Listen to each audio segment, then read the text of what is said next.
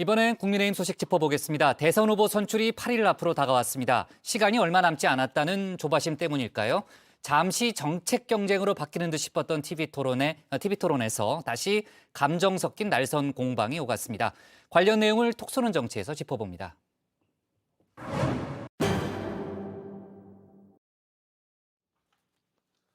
다음 주 금요일 대선 후보를 최종 결정하는 국민의힘. 논란 끝에 여론조사 형식을 확정했죠. 결론은 가상양자 대결이 아닌 사지선다형. 민주당 이재명 후보와 맞대결보다 내 옆에 후보를 밟고 올라서는 게 중요해졌습니다. 어제 있었던 강원 지역 TV 토론. 잠시 이 후보에게 향했던 주자들의 거친 입들이 다시 서로를 겨냥했는데요. 무야홍, 요즘 홍준표 의원의 기세가 심상치 않죠. 심지어 북한의 대남 선전 매체도 인정을 했을 정도입니다. 우리 이재명 후보는 막말이 아니라 쌍욕을 하는 후보가 아닙니까? 막말과 쌍욕이 붙으면 국민이 쌍욕을 찍을까? 막말이라도 쌍욕보다는 낫지요. 에? 막말 경쟁에서는 윤 후보가 홍 후보님보다 더 인기가 있다는 평가가 있는데요. 걔가 나보다 더 인기가 있다고? 헤이, 나야 오래전부터 막말 지저귀로 종평이 났고 걔야 칼잡이밖에 배운 게 없잖아. 막말은 나만큼은 못한다고. 그래도 윤 후보는 일일 1만 원을 넘어 이젠 입만 벌리면 망원을 뱉는다는 볼망 후보라고 소문이 자자하던데요. 그렇다면 문제가 좀 심각한데요. 걔가 나보다 막말을 더 잘하면 아니 되는데. 북한도 인정한 대세남. 다른 주자들이 견제를 하고 나선 건 당연지사입니다.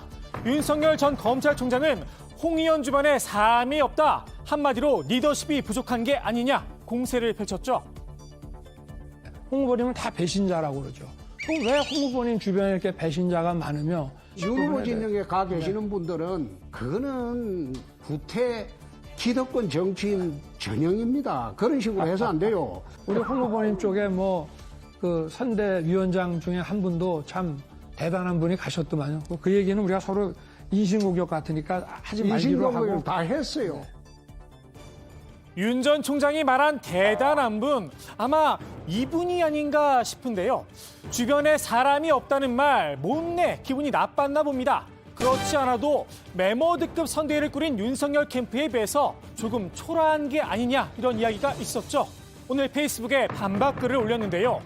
윤 전 총장이 흘러간 정치인을 주워 모아 골목대장을 하고 있다.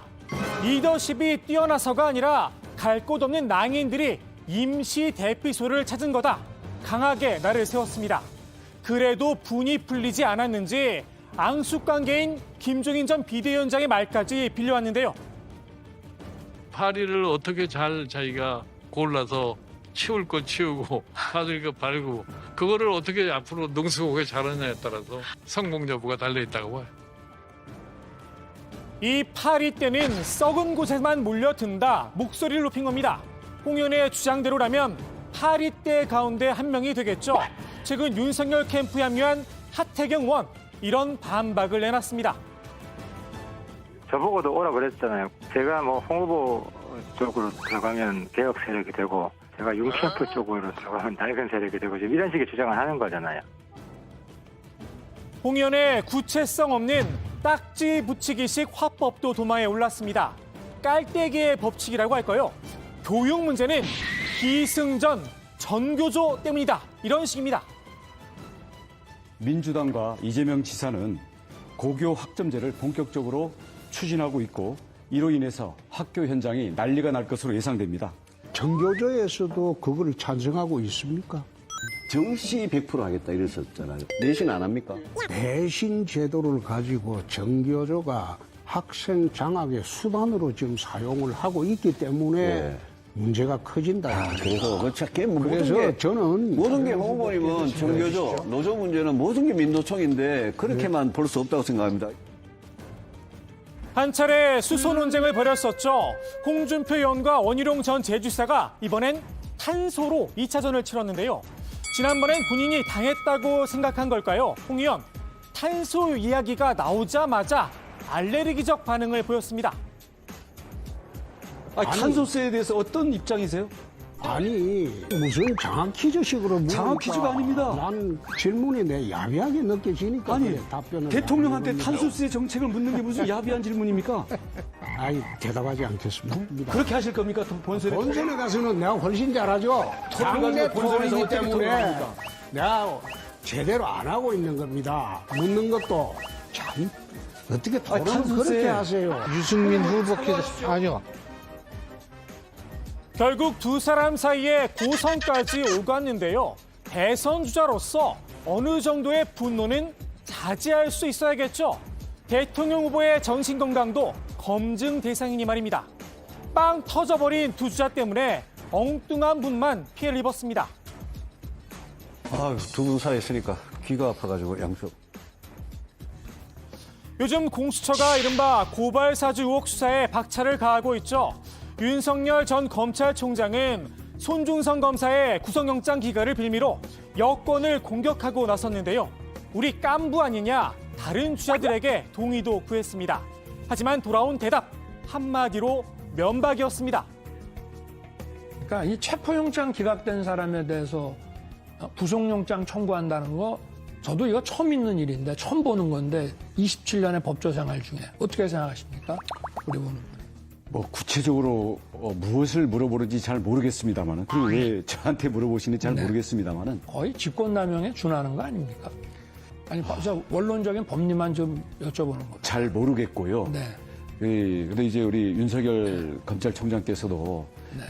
경제적 공동체니 직권남용의 확장 저격이니 그렇게 해서 우리나라 법치주의, 아니, 좋습니다. 죄형법치주의에 있어서 좋습니다. 매우 근본적인 논쟁이 되는 알겠습니다.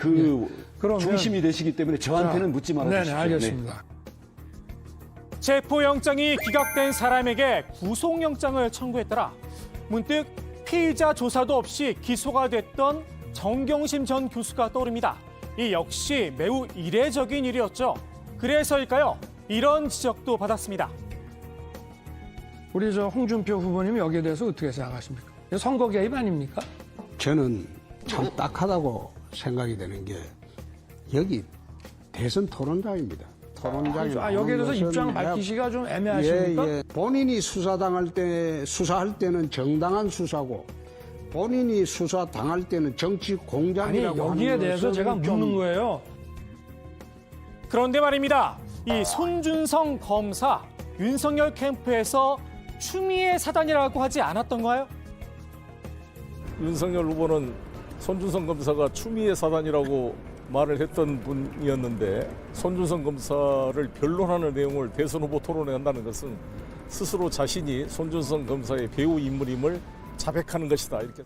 마치 그 본인과 무관한 것처럼 일관되게 주장을 해왔으면서 왜 갑자기 자당의 그 후보 TV 토론에서는 자기 자신에게 상처가 된다. 대선에 개입하는 수사다. 이렇게 정치적 발언을 자꾸 하는 것인지 앞뒤가 모순되는 것이고요. 국민의힘 지자들의 서로 물고 물리는 난타전 양상. 여론의 흐름은 어떨까요? 오늘 나온 조사 결과입니다. 국민의힘 후보의 경쟁력을 묻는 사지선다형 조사에서 홍준표 의원이 1위를 차지했는데요. 윤 전 총장을 5.1%포인트 차 오차범위 밖에서 앞섰습니다. 그런데 국민의힘 지지자들만 따로 놓고 보면 결과가 크게 달라집니다.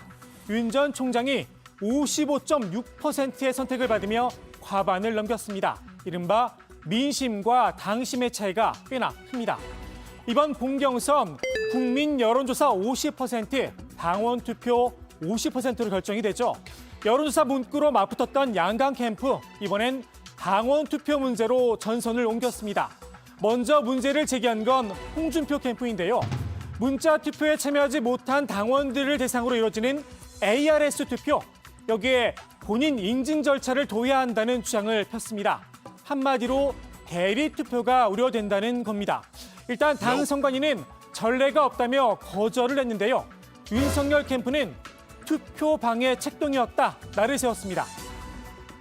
전화 ARS 투표 절차를 복잡하게 해서 이런 데 익숙하지 않은 어르신 당원들이나 이런 분들의 투표를 어렵게 하고 투표율을 낮추게 하려는 의도라고.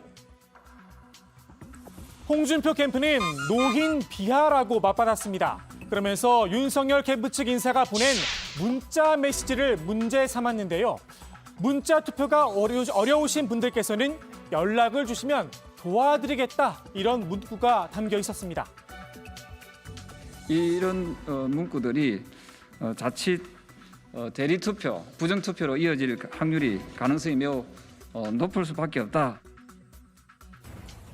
캠프 간의 신경전은 가짜 뉴스 전쟁으로 이어졌습니다. 김기현 원내대표를 사칭해 윤석열 전 총장을 지지한다고 밝힌 허위 글이 도는가 하면 유승민 전 의원과 홍준표 의원이 단일화에 나선다는 지라시도 퍼졌습니다. 여기에 유 전 의원과 윤 전 총장 지지자들 사이에 물리적 충돌까지 빚어졌죠. 대선 경선이 과열 양상을 띠자 결국 당 지도부가 레드카드를 꺼내 들었습니다. 매우 우려스러운 일들이 연이어 발생하고 있어서 당대표로서 강력하게 경고하고자 합니다. 서로를 자극하는 언행이 발생하는 경우가 더러 있습니다. 이런 것들을 각 후보 캠프는 지지자들에게 자제를 요청해 주시기 바랍니다. 당 초선 의원 35명도 성명을 내고 자제를 촉구했는데요. 후보들 간의 갈등이 위험 수위에 도달했다는 겁니다. 후보자들 간 공격과 비방이 도를 넘어 감정 싸움으로 번지고 있습니다. 급기야는 후보자의 가족까지 언급하는 등 도가 지나친 공격으로 정권 교체를 바라는 많은 국민들께 실망과 우려를 드리고 있습니다. 결국 중요한 건 본선이죠. 경선이 끝난 뒤 원팀이 돼야 한다는 건데요. 그게 말처럼 쉬울까 싶기도 합니다. 혼자만의 고독한 싸움을 하고 있는 이런 분도 있으니까요. 오늘의 톡손 한마디 이렇게 정리합니다. 당과 대립각을 세우는 것이 아닙니다. 부정선거라고 하는 악과 싸우고 있는 것입니다.